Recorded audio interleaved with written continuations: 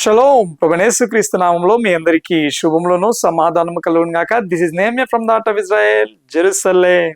గత వారంలో ఒక ఐడిఎఫ్ సైనికుడు, ఇజ్రాయేలీ ఆర్మీలోని సైనికుడు నార్థన్ లెబనాన్ లోని ఒక క్రైస్తవ గ్రామంలో నిలవబెట్టిన సిలువను అతడు ధ్వంసం చేయడం జరిగింది. ప్రపంచవ్యాప్తంగా తీవ్రమైన వ్యతిరేకత వచ్చింది. మన క్రైస్తవ సమాజం నుండే కాదు, సెక్యులర్ మీడియా నుండి కూడా తీవ్రమైన వ్యతిరేకత వచ్చింది. కానీ విషయం ఏంటి అని అంటే, ప్రపంచవ్యాప్తంగా ముఖ్యంగా ఇస్లాం తీవ్రవాదులు ఉండే స్థలాలలో అతి కిరాతకంగా, అతి క్రూరంగా హింసింపబడుతున్న క్రైస్తవుల విషయంలో కూడా ఈ మీడియా ఇంతే తీవ్రంగా స్పందిస్తే ఆ స్పందన జెన్యూన్ గా ఉండేది. అలా అని ఏంటి బ్రదర్, పొరపాటున మీరు ఆ యొక్క సైనికుడు చేసిన చర్యను సమర్థిస్తున్నారా అని అనుకోమాకండి. అస్సలు సమర్థించడం లేదు. ఆ యొక్క సైనికుడు చేసిన తప్పు తీవ్రమైన తప్పు.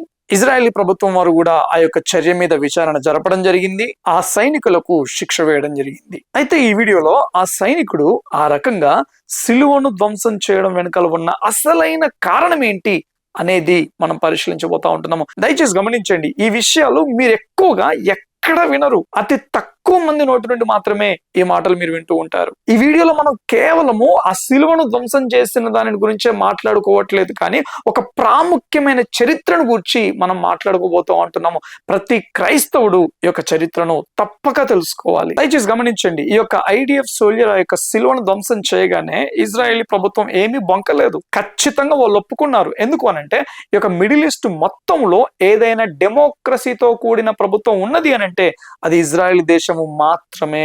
చాలా మంది తప్పుగా ప్రచారం చేస్తూ ఉంటుంటారు, ఇజ్రాయెల్ దేశంలో ఈ యొక్క క్రైస్తవులను హింసిస్తూ ఉంటారు లేదా ముస్లింస్ ని హింసిస్తూ ఉంటారు అనేసి. అస్సలు లేనే లేదు. మొన్న ఒక యూదుడు, మతపరమైన యూదుడు ఒక క్రైస్తవ చర్చ్ ని డెసెక్రేట్ చేసినప్పుడు, దానిని అపవిత్రపరిచినప్పుడు, అందులో ఉన్న కొంత సామాగ్రిని ధ్వంసం చేసినప్పుడు ఇజ్రాయేలీ ప్రభుత్వం వారు, ముఖ్యంగా ఇజ్రాయెల్లో ఉన్న కోర్టు ఏం తీర్పునిచ్చిందో తెలుసా?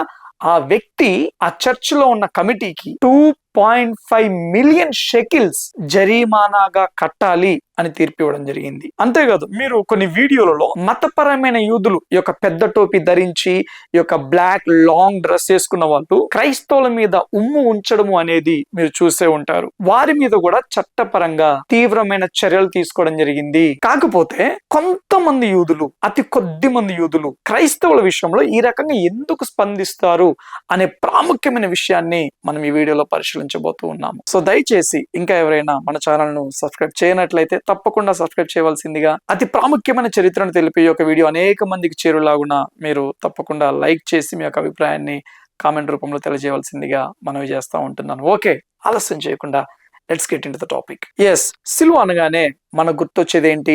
మన మదిలో మెదిలే ఆలోచన ఏంటి? సిలువ అనగానే ప్రతి క్రైస్తవుడికి యేసు క్రీస్తు ప్రభువారి యొక్క మరణము, ఆ త్యాగం గుర్తొస్తుంది. క్రైస్తవులకే కాదు, బయట అనేక మంది లోకస్తులకు కూడా సిలువను చూడగానే యేసు క్రీస్తు ప్రభువారే గుర్తొస్తాడు. కాకపోతే ఏంటంటే, రక్షింపబడుచున్న వారికి సిలువను గూర్చిన వార్త, రక్షింపబడుచున్న మనకు దేవుని శక్తి అయి ఉన్నది. నశించుచున్న వారికి అది వెర్రితనముగా ఉంటది. ఓకే, ఇదంతా బానే ఉంది. అయితే ఈ యొక్క సిలువను చూడగానే యూదులకేం గుర్తొస్తుంది? యూదులకేం గుర్తొస్తుంది బ్రదర్? వాళ్ళే కదా యేసుక్రీస్తు ప్రభువారిని సిలువ వేసింది, వాళ్ళకు కూడా యేసుక్రీస్తు ప్రభువారి మరణమే గుర్తొస్తుంది కదా అని అనుకుంటే మీరు పొరబడినట్టే. సిలువను చూడగానే యూదులకు యేసుక్రీస్తు ప్రభువారి మరణము కాదు, ప్రపంచ చరిత్రలో, మరీ ముఖ్యంగా యూదుల చరిత్రలో అతి కిరాతకమైన, క్రూరమైన యూదుల యొక్క మారణకాండ గుర్తొస్తుంది. ఇది క్రీస్తు ఎడల మేము కలిగి ఉన్న భక్తి, ఇది క్రీస్తు ఎడల మేము కలిగి ఉన్న వైరాగ్యము అన్న పేరు మీద, క్రీస్తు పేరు మీద యూదుల మీద జరిగిన హత్యాకాండ గుర్తుకొస్తుంది. అనేక మంది యూదులు, అమాయకమైన యూదులు ఈ హత్యాకాండను తట్టుకోలేక, వారి మత విశ్వాసాలను విడిచిపెట్టలేక సామూహిక ఆత్మహత్యలకు పాల్పడిన ఉదంతం గుర్తుకొస్తుంది. సిలువను చూడగానే ఇప్పటికీ యూదులకు ఈ దారుణాలే గుర్తుకొస్తాయి. అదేంటి బ్రదర్, అలా ఎలా అని మీరు అనుకుంటున్నారా? దయచేసి గమనించండి. ఎట్టి పరిస్థితుల్లో ఈ వీడియోను చివరి వరకు చూడవలసిందిగా మిమ్మల్ని అందరినీ బ్రతిమలాడుతూ ఉన్నాను. ఎందుకు అనంటే, ఈ చరిత్ర తెలుసుకోవడము చాలా చాలా ప్రాముఖ్యం. జాగ్రత్తగా గమనించండి. ఆది అపోస్తలుల కాలం నాడు క్రీస్తును నమ్మిన యూదులు, క్రీస్తును నమ్మిన అన్యజనులు అన్ని విషయాలలో కలిసే ఉండేవారు. క్రీస్తును నమ్మిన అన్యజనులు యూదుల ఆచార వ్యవహారాలలో కూడా పాల్గొనేవారు. క్రీస్తు శకం 70వ సంవత్సరంలో ఈ యొక్క మందిరము కూల్చివేయబడ్డాక ఈ రోమీయుల యొక్క అణచివేత కారణంగా యూదుల మధ్య, క్రీస్తును నమ్మిన అన్యజనుల మధ్య దూరము పెరిగిపోయింది. రాను రాను ఆ దూరం అనేది క్రీస్తును నమ్మిన అన్యజనుల మధ్య, యూదుల మధ్య ఒక వ్యతిరేకతగా ఏర్పడింది. అది ఎలా జరిగింది? క్రైస్తవ అన్యజనులు హీబ్రూ రూట్స్ నుండి, యూదుల నుండి ఎలా వేరైపోయారు అన్న విషయాలను స్పష్టంగా డీటెయిల్ గా ఒక వీడియోలో ఎక్స్ప్లెయిన్ చేస్తాను. ఎప్పుడైతే ఈ యొక్క రోమరాజ్యము క్రైస్తవ్యాన్ని తమ యొక్క అఫీషియల్ మతంగా ప్రకటించిందో, క్రైస్తవ్యము ఆది అపోస్తలుల పునాదులను వీడి బబులోను చెరలోకి వెళ్ళిపోయింది. తద్వారా రోమ్ చక్రవర్తి పర్యవేక్షణలో పలు కౌన్సిల్స్ జరిగాయి. ఆ కౌన్సిల్స్ లో యూదులకు వ్యతిరేకంగా తీసుకున్న నిర్ణయాలు యూదుల మధ్య, ఈ యొక్క క్రైస్తవుల మధ్య ఇంకా దూరాన్ని పెంచాయి. దూరము మాత్రమే కాదు, తీవ్రమైన వ్యతిరేకతను పెంచాయి. రోమ్ యొక్క రాజకీయాలు క్రైస్తవ సిద్ధాంతాలను ప్రభావితం చేశాయి. యూదుల ఏర్పాటు విషయంలో ఆది అపోస్తలులు బోధించని బోధలు, వాక్యానికి దేవుని ప్రణాళికకు వ్యతిరేకమైన బోధలు సంఘంలోనికి చొరబడ్డాయి. దేవుని యొక్క సంపూర్ణమైన ప్రణాళికను అర్థం చేసుకోకుండా, అన్యజనుల ఎడల, యూదుల ఎడల దేవుడు కలిగి ఉన్న ఆ యొక్క ప్రణాళికను అర్థం చేసుకోకుండా యూదులను క్రీస్తును చంపిన వారిగా, పరమ నీచులుగా, క్రైస్తవ శత్రువులుగా ముద్రించింది క్రైస్తవ సిద్ధాంతం. ఇప్పుడు మెయిన్ టాపిక్ లోకి వెళ్తా ఉంటున్నాము. కొంచెం లెంత్ ఎక్కువైనా కానీ చివరి వరకు వినవలసిందిగా మీకు మనవి చేస్తూ ఉన్నాను. అది క్రీస్తు శకము 1095 సంవత్సరము నవంబర్ నెల 27వ తారీఖు పోప్ అర్బన్ II గారు క్రైస్తవ్యానికి ఒక పిలుపునిచ్చారు. యెరూషలేమును ముస్లిం పాలకుల నుండి విడిపించాలి, ఒక బలమైన సైన్యాన్ని సిద్ధపరచాలి అని ఆయన పిలిపివ్వడం జరిగింది. ఆ పోరాటంలో పాల్గొని మరణించిన వారి యొక్క పాపాలు కొట్టివేయబడతాయి అని ఆయన పిలుపునివ్వడం జరిగింది. ఆ పిలుపు అనేక మంది క్రైస్తవులను ఎంతగానో ప్రభావితం చేసింది. ఆ పోరాటంలో పాల్గొనడము అంటే మన భక్తిని కనపరుచుకోవడమే, మన వైరాగ్యాన్ని కనపరుచుకోవడమే. ఇదొక అవకాశం. అంతేకాదు, యెరూషలేము విడిపింపబడితే క్రీస్తు రాకడ వస్తుంది అన్న భావనతోటి అనేక మంది సైనిక శిక్షణ తీసుకున్న వారు మాత్రమే కాదు గాని సామాన్యులు కూడా అందులో పాల్గొనడం జరిగింది. ఇది క్రీస్తు కొరకు మనం చేసే గొప్ప పోరాటము అన్న భావనతోటి యూరప్ దేశాలలోని పలు ప్రాంతాలలో నుండి వేలకు వేలగా తరలి వచ్చారు. సైన్యం సిద్ధపడింది. 1096 సంవత్సరంలో మొదటి పోరాటం ప్రారంభింపబడింది. వీటిని చరిత్రలో క్రూసేడ్స్ అని పిలుస్తారు. వీరి యొక్క గుర్తు ఏంటో తెలుసా? వీరి యొక్క జెండా ఏంటో తెలుసా? సిలువ గుర్తే వీరి యొక్క జెండా. క్రూసేడర్స్ అనగానే గుర్తొచ్చేది ఏంటి అని అంటే, ఆ యొక్క డాలు పట్టుకుంటారు. ఆ యొక్క డాలుకు ఉండే ఆ యొక్క సింబల్ ఏంటో తెలుసా? డాలు మీద ఉండే గుర్తు సిలువ గుర్తు. పలు యూరప్ దేశాలలో నుండి వీరి యొక్క ప్రయాణం ప్రారంభింపబడింది. ఒకటే గురి, యెరూషలేమును విడిపించాలి, ఆ శత్రువులను జయించాలి అనేసి ఎంతో ఉత్తేజముతోటి, ఒక నూతన బలముతోటి గొప్ప సైన్యముగా ప్రారంభించారు వారి యొక్క ప్రయాణాన్ని. అలా ప్రయాణిస్తూ ఉన్నప్పుడు ఆ మార్గంలో కొన్ని కమ్యూనిటీస్ వారికి ఎదురయ్యాయి. ఏ కమ్యూనిటీస్ అంటే జూయిష్ కమ్యూనిటీస్. క్రీస్తు శకం 70వ సంవత్సరంలో యొక్క దేవాలయం కూల్చివేయబడ్డాక అనేక మంది యూదులు యెరూషలేముని వీడి యూరప్ ప్రాంతాలలోని పలు దేశాలలో వారు స్థిరపడ్డారు. వారు వెళ్ళినప్పుడు ఎవ్వరు కూడా వారిని ప్రేమతో అంగీకరించలేదు. అక్కడి సమాజం నుండి వారెంతో నిందలను, అవమానాలను ఎదుర్కొన్నారు, తిరస్కరణను ఎదుర్కొన్నారు, కష్టాలను, కన్నీళ్లను దిగమింగుకుంటూ వారికి అంది వచ్చిన ఆ యొక్క కొద్ది అవకాశాలను అందిపుచ్చుకొని గొప్ప సమాజంగా ఎదిగారు. సమాజంలో సంపన్నులుగా స్థిరపడ్డారు. ఈ క్రూసేడర్స్ కన్ను అటువంటి యూదుల సమాజం మీద పడింది. అప్పటికే క్రైస్తవులలో బైబుల్ చెప్పని ఒక తప్పుడు సిద్ధాంతం వలన యూదులు అంటే ఒక తీవ్రమైన శత్రుత్వంతో కూడిన ఆ వ్యతిరేకత క్రైస్తవులలో ఏర్పడింది. ఈ క్రూసేడర్స్ అనుకున్నారు, అక్కడెక్కడో యెరూషలేంకి వెళ్ళి మనం యుద్ధం చేయడానికంటే ముందుగా ఇదిగో మన మధ్యలోనే శత్రువులు ఉన్నారు కదా, వీరిని హతము చేయాలి అని గుడ్డి భక్తితోటి అనేక మంది యూదులను ఊచకోత కోయడం ప్రారంభించారు. ఈ మొదటి క్రూసేడ్ లో ప్రముఖంగా చెప్పుకోవాల్సింది ఏంటి అంటే రైన్లాండ్ మాసకర్. జర్మనీ దేశంలో రైన్లాండ్ అనే ప్రాంతంలో 2000 మందికి పైగా యూదులను అతి కిరాతకంగా హత్య చేయడం జరిగింది. ఆ కాలంలో 2000 మంది యూదులు అంటే మాటలు కాదు.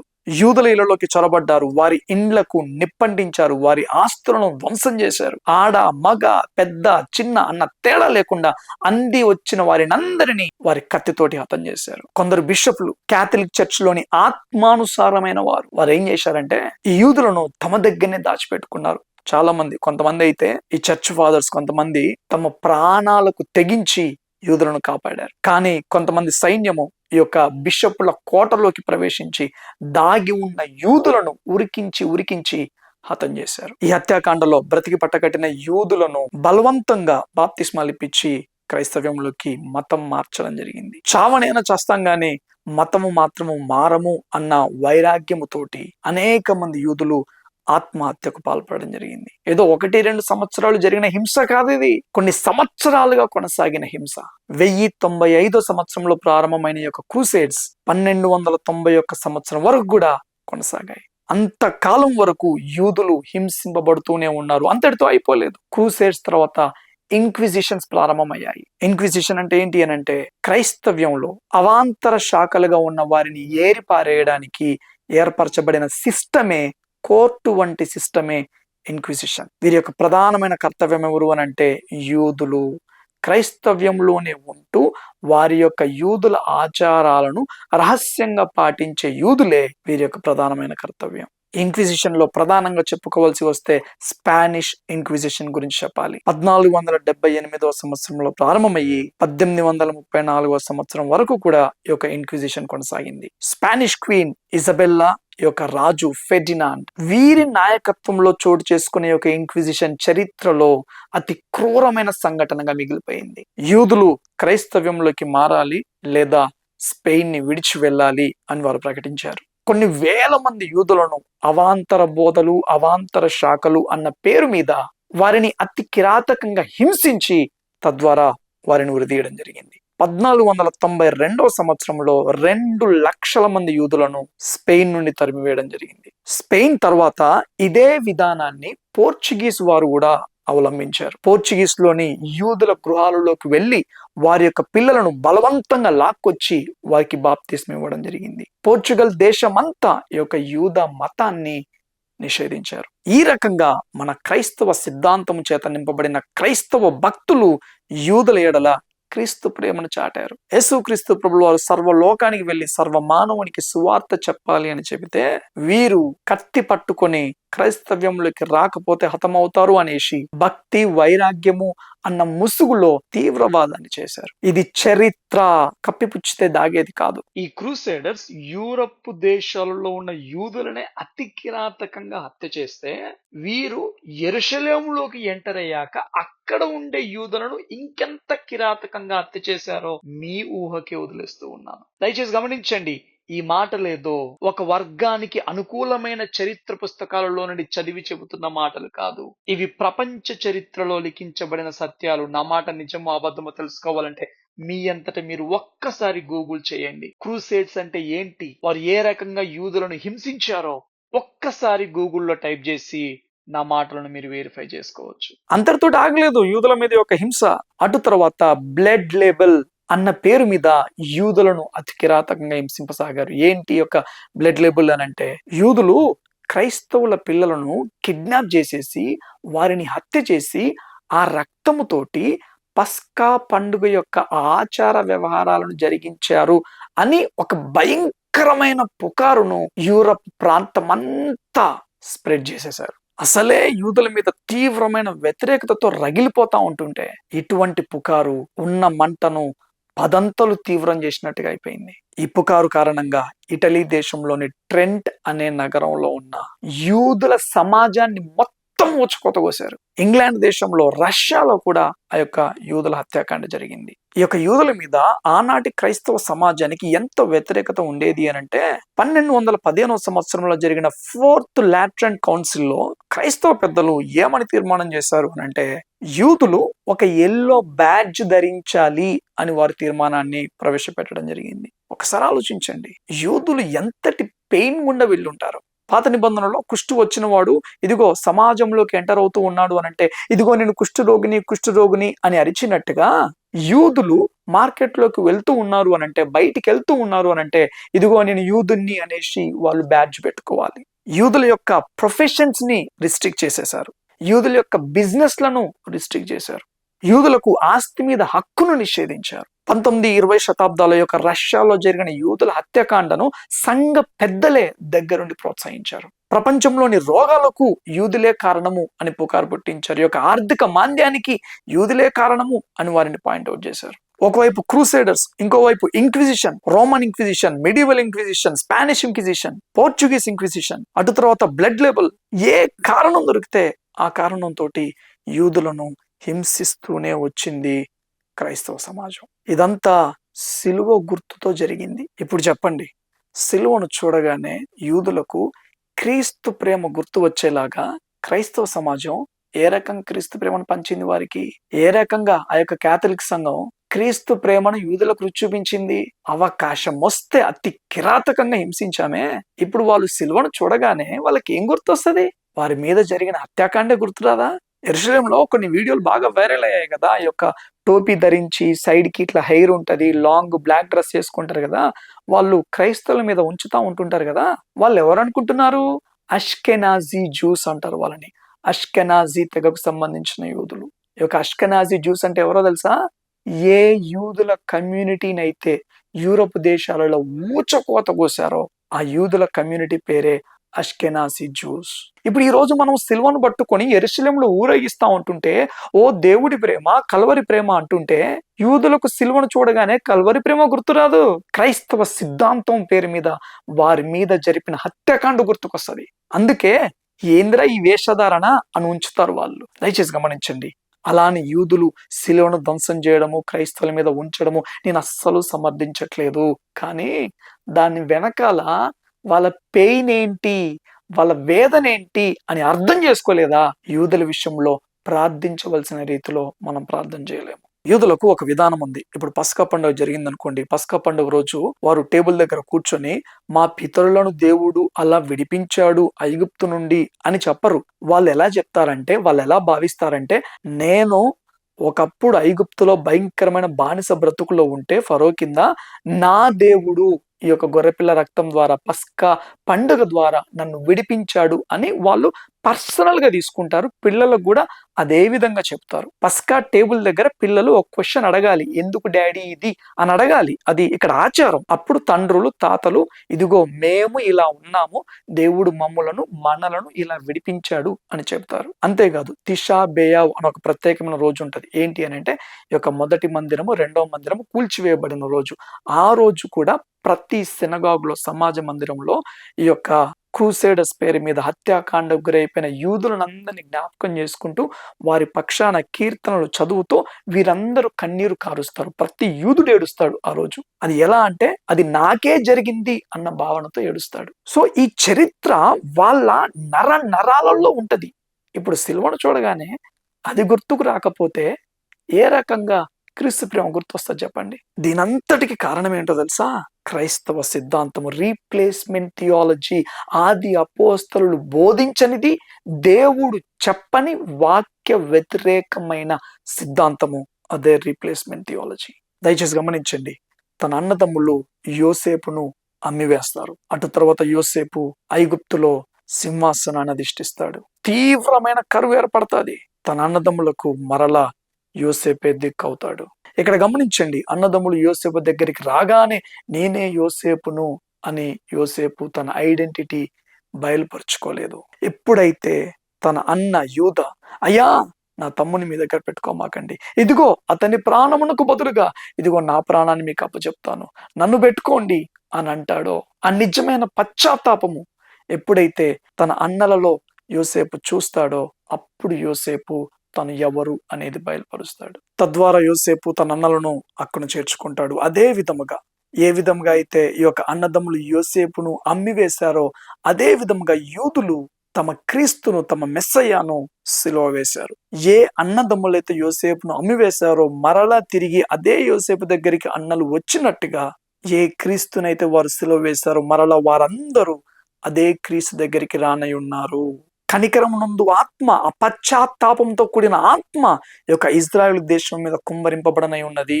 తాము సిలువ వేసిన క్రీస్తు వైపు వారు చూచి రొమ్ము కొట్టుకుంటూ పశ్చాత్తాపపడే రోజు రానై ఉన్నది.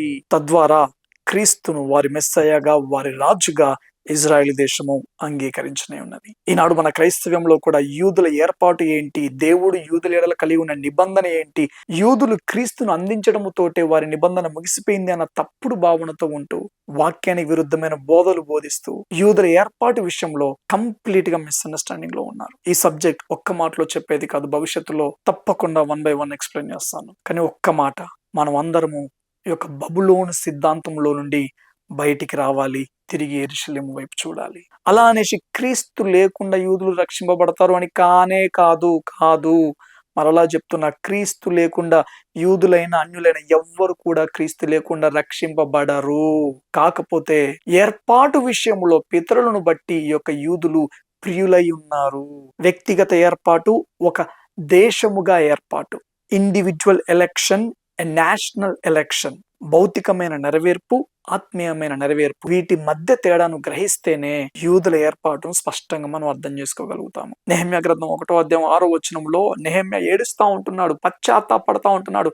నా పితరులు పాపం చేశారు అనట్లేడు, అయ్యా మేం పాపం చేశామయ్యా అని అంటా ఉంటున్నాడు. ఈరోజు క్రైస్తవ సమాజం కూడా అవునయ్యా నిజమే, యూదుల విషయంలో మేము పాపము చేశాము అని మనం కన్నీరు విడవలసిన అవసరత ఎంతైనా ఉన్నది. దయచేసి గమనించండి, క్యాథలిక్ సిద్ధాంతము మాత్రమే కాదు, క్యాథలిక్ చర్చే కాదు, క్యాథలిక్ సిద్ధాంతంలో నుండి పుట్టుకొచ్చిన ప్రొటెస్టెంట్ రచనలు కూడా అంతకంటే ఎక్కువగా యూదులను హింసించాయి. అదే హాలోకాస్ట్, 60 లక్షల మంది యూదుల హత్యకాండకు కారణమయ్యాయి ఆ రచనలు. అదేంటి అనేది నేను మరొక వీడియోలో ఎక్స్ప్లెయిన్ చేస్తాను. దయచేసి గమనించండి. వీటిని బట్టి ఒకవైపు క్యాథలిక్లు, మరోవైపు ప్రొటెస్టెంట్లు నన్ను ద్వేషిస్తూ ఉండవచ్చు. కానీ దయచేసి గమనించండి, ప్రొటెస్టెంట్ల సిద్ధాంతాలు, క్రైస్తవుల సిద్ధాంతాలు కాదు మనల్ని రక్షించేది. సత్యము మాత్రమే మనల్ని స్వతంత్రులుగా చేస్తూ ఉన్నది.